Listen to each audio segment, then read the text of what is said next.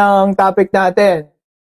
Sabi kasi ni Leandro Leviste, mayroon daw martial law sa ating bansa ngayon. No, hindi lang de facto means hindi lang legal na sinabi, pero yun nga yun daw ang kalagayan ng ating bansa, may martial law. Ang sagot naman diyan ng ilan kung kung may martial law ngayon, ba't nakakapag-ingay-ingay yung mga tao, 'di ba? Malaya silang bumabatikos, garapalan yung iba, gumagawa ng AI video. Hindi kagaya sa China kapag binatikos mo ang presidente do'n, eh, hindi ka na aabot ng gabi 'no, mawawala ka na lang. 'Di ba?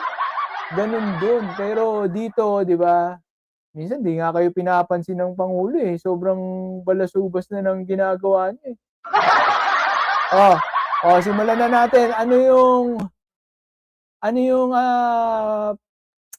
isang patunay na may martial law? Oh, ito. Like how many companies, what companies. Ito ang patunay na may martial law kasi merong diktador. Kaso, ang diktador yan, si Leandro Leviste. Is that... No, sir. Sir, Kasi ang nangyayari po dito, tinatanong siya ng mga press. Kasi nagpa-press con ka eh. Hindi syempre, tatanungin ka ng media. Ang problema po, ayaw niya sagutin. Tapos parang pinapatahimik niya pa yung mga media. May binabago niya, basta maayaw siya talaga. Tingnan niyo, panoorin natin. can we just ask for details on the 17 million? Like how many companies, what companies are those, how many contracts? Is that... No, sir. Panoorin kung paano halos maiyak, maihi, at halatang nagpipigil ng galit si Batangas representative at Philippines' most entitled Nepo baby na si Leandro Leviste sa kanyang sariling press conference kamakailan lang. May mga Nagpa-press con ka pa, ayaw mo rin sagutin yung mga tanong. Guys, panoorin niyo to hindi lang isang tanong ang ayaw niya sagutin, no? Syempre, kaya ka nga nagpa-press con para linawin mo ang mga tanong, di ba? Tapos, lalo mong lang ginugulo. Ni pangalan ng kumpanya na may multa, hindi niya masagot, no? Nililito niya tayo, tingnan niyo po. eksena pang gusto niyang patahimikin ang mga babaeng miyembro ng press habang nagtatanong tungkol sa sarili niyang solar scandal o alleged corruption. May copyright na yung kantang yun. Parang may kanta sa background eh. Hinto-hinto na lang natin.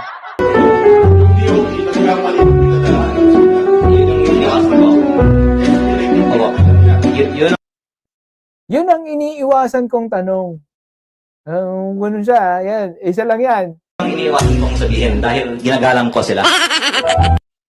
Yun ang iniiwasan kong sabihin dahil ginagalang ko sila. Yan, palusot, number 1. Ano ko. Gusto niyang patahimikin ang mga babaeng miyembro ng press habang nagtatanong tungkol sa sarili niyang solar scandal o alleged corruption.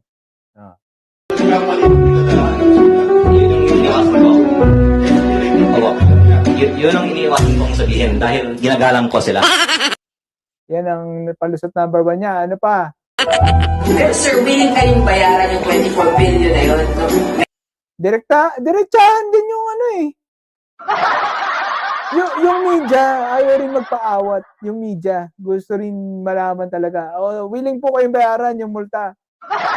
Diretsahan. Paligoy-ligoy na naman yung sagot. Tingnan nyo. Na penalty. Ikaw, willing kang bayaran? Kasi sir, na-mention nyo kanyo, Ikaw, willing kang bayaran? Di ba? Tinunong tanong, ginawa mong biro. Di ba? Diretsahan niya eh.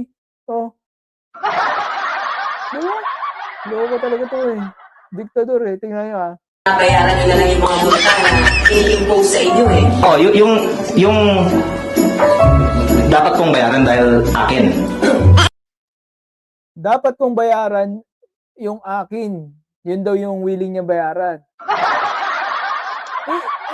Sino ba yung may-ari?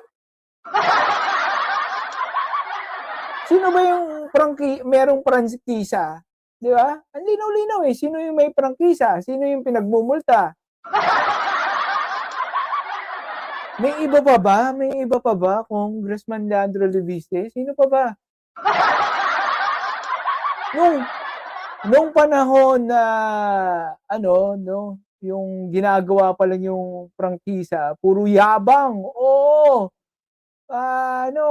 Tigil na natin yung ibang pagkukunan ng kuryente, yung mga coal plants, wag na po natin gawin, solar na lang. Tapos ngayon, todo tanggi. Hindi sa akin 'yan. Tingnan niyo pa. But why would you why would you I know. Sorry, you should ask her. Like, I don't think you need to get more answers from me. Oh. Ayaw niya pala naman sumagot eh. I don't think you will get more answers from me. Grabe, no? Oh. Di ba? Anong tawag dyan? Diktador yan. Oh. Tapos, sasabihin mo may martial law. Ikaw nga yung diktador eh. Oh. Oh, tingnan niyo pa. Hindi lang, ilan pa lang yung tanong ha. Puro ilag na siya. Marami pa yan. Already said na yung impormasyon ay iba. Okay. Ginagalang ko. Oh. Ang sabi, so nagkamali po sila ng sinulatan. Pinaprangka na siya ng mga press. Kasi ginagawa niyang biro eh. Pinaprangka na siya ng mga media. Oh. Ibig sabihin po nagkamali sila ng sinulatan kasi hindi ikaw yung pinagmumulta? Sino ba? Sino mo? Ang mga kawani ng ating gobyerno. Pero baka naman kasi dahil araw-araw may bagong mga sinasabi. Araw-araw daw may bagong sinasabi. Oo, ikaw, marami kang iba-iba sinasabi mo. Ikaw yung nanggugulo sa usapin nitong solar. Diba? Kaya talaga dapat magkaroon ng house probe eh. Kung magkaroon ng pagdinig dito sa Kongreso para linawin niya. O sino ba ang may multa dapat? Hindi ikaw. Ikaw yung may prangkisa. Ginugulo yung usapin eh, no? Di ba pwedeng diretsahin mo, di ba? Hindi ako ang may prangkisa. May pinagmumulta. Sino yung dapat pagmultahin? Hindi ako yun. Gulo yun. Pero siya yung binigyan ng prangkisa. Siya yung nagyayabang mga nakaraan. Tawag sa kanya ng nanay niya, Wonder Boy. Buti hindi naging Wonder Pet. Wonder Boy, Solar Boy, tapos ngayong may multa. Hindi sa akin yan. Gulo, no? Kaya, tingnan niyo. Sorry, no more on this topic. No, sir, I haven't asked those are follow-ups. Sabi mo eh. Sorry, no more on this topic. Pero guys, ayaw tumigil ng media eh. Siyempre, yan nga ang kailangan nila eh. Pag anong tungkol topic ba yung gusto mo? Anong topic ba ang gusto mo? Kailangan ikaw ba yung masunod? Ang kulit yun eh. Oh, tingnan nyo ba? Tingnan nyo. Sorry, anyone? Sir, the failure po to deliver the agreed on power supply by December 2025, ito po sabi ni Berlin, will mean thinner Hindi nagpapigil eh. Biglang may nagtanong, the failure to deliver what was committed, siya yun. Siya nag-commit sa Kongreso, kaya siya binigyan ng prangkisa kasi nag-commit siya na 12,000 ang kinukumit niya na megawatts, no, para mabigyan siya ng prangkisa. O hindi na deliver. O may prangkahan pa talagang sasabihin yung media, tingnan nyo. energy reserves, which could increase prices. So total of 17,000 megawatt capacity po yung determinate ng DOE. And Di ba? Di siya. Tingnan nyo guys yung reaction niya, hindi siya mapakali. Naghahanap siya ng ibang tanong. Wala namang ibang itatanong sa'yo ang media. Hindi mo pa ba na-anticipate? Kaya naiisip ko, ano siya parang bobo. Hindi siya talaga matalino. Sinasabi lang ni Lauren Legarda na matalino siya, wonder boy siya, bilyonaryo, self-made billionaire. Pero ang totoo talaga, hindi siya matalino, hindi siya businessman. Budol lang sila, ng budol. Medyo masakit pag sinabi natin ng scam pero ng budol lang sila. Yung mga pinangako nila sa Congress, kaya sila binigyan ng prangkisa, hindi nila kayang tuparin. Hindi, ang tawag mo doon, budol, di ba? Binudol nila ang taong bayan. Kaya siya naging bilyonaryo, di ba? Tapos, may joint venture daw siya sa mga malalaking kumpanya.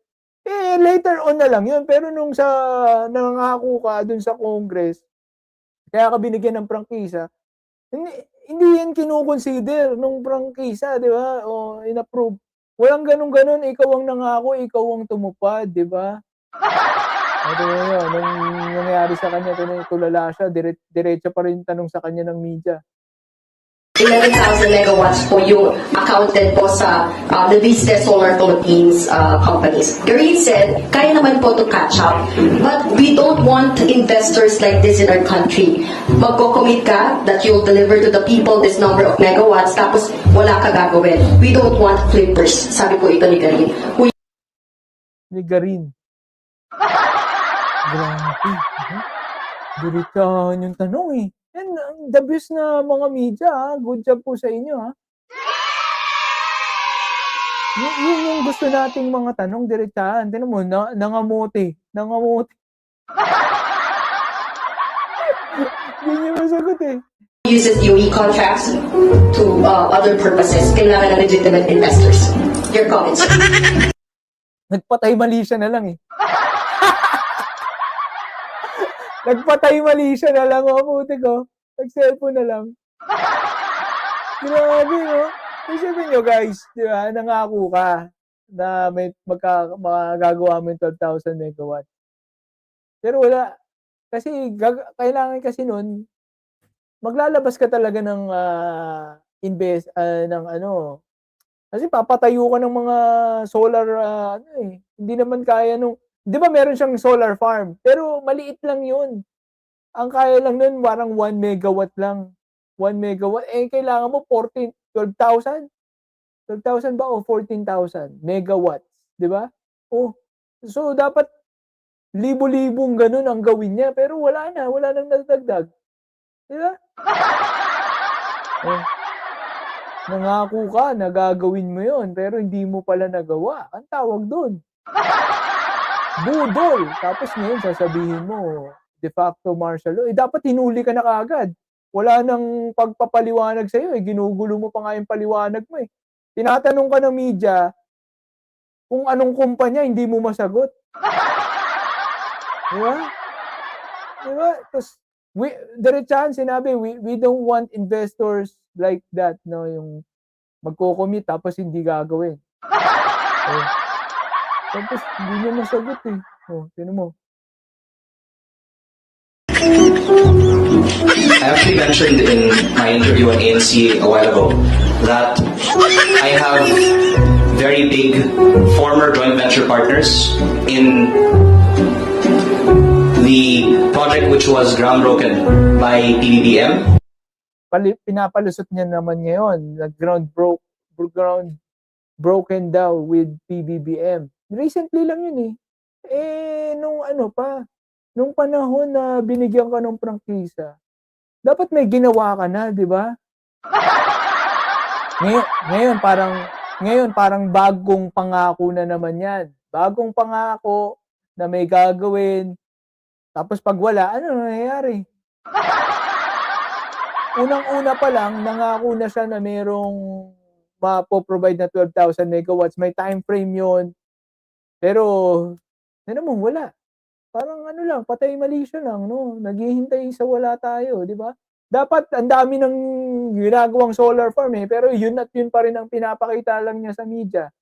Yung ang capacity lang o ang kaya lang na i-produce, 1 megawatt lang. Libo-libong gano'n ang dapat niyang gawin, pero hindi niya, wala. Nag-aano lang siya, naghahanap ng, may mag-i-invest. Ano siya, siya yung binigyan ng prangkisa pero nag-aabang siya ng mag-i-invest, 'di ba? Anong tawag dun, budol. Masakit sabihin yung scam, pero gano'n na rin yun, 'di ba? Yun ang malupit diyan. Kaya tama na magkaroon ng ano dito guys, yung tinatawag na house probe, 'no? Ayan, ang daming nagsusulong, magkakaroon na yata, para linawin niya, 'di ba? Hindi kagaya nito na press con, kasi siya yung nagpatawag kaya nagmamala-diktador siya diyan. Kumbaga ayaw niyang, sagutin yung mga tanong. Kapag nag-house probe mapipilitan siyang sagutin kung ano yung mga gusto niya, yung hindi niya masagot, yung mga tanong na hindi niya masagot, 'di ba? Ayan, house. Ayun, ang sabi, ilang minutes lang 'to? Ang haba naman nito, pero 'yan pakinggan lang natin saglit. Agendas which already take up previously and other matters. Ito yung interesting sa inyo kasi yung about the franchise of solar ng bayan. 'Di ba? Kailangan talaga na magkaroon tayo ng sabi niya open naman daw siya, talaga, maganda, maganda. Open naman pala, Oh, open naman daw siya sa ano, sa investigasyon, ayan, Leviste welcomes solar franchise probe. Ibig sabihin guys, payag siya na, very good, maganda. Tingin ko kay Leviste hindi niya na-anticipate yung puwedeng mangyari hangga't wala pa, 'no? Saka lang siya ayan, katulad nun yung iiyak-iyak siya nung nakaraan, "Wag niyo akong patayin." Parang ano siya, sobrang, isip bata. Ito maganda 'to, tignan mo maggigisa siya dito, tatanungin siya ng mga tanong na hindi niya masagot. Yari ka. Ngayon, malamang makansela yung prangkisa, hindi lang gobyerno ang magmumulta sa kanya, pati yung mga kumpanya na may current na contract siya. Malamang pagmumultahin din siya nun, kunwari Meralco. Yari ka. Oo. Ayan, abangan po natin ang mga mangyayari dito. Ayan, tingnan natin paano mangamote itong, kongresista na 'to, 'no? Yari ka.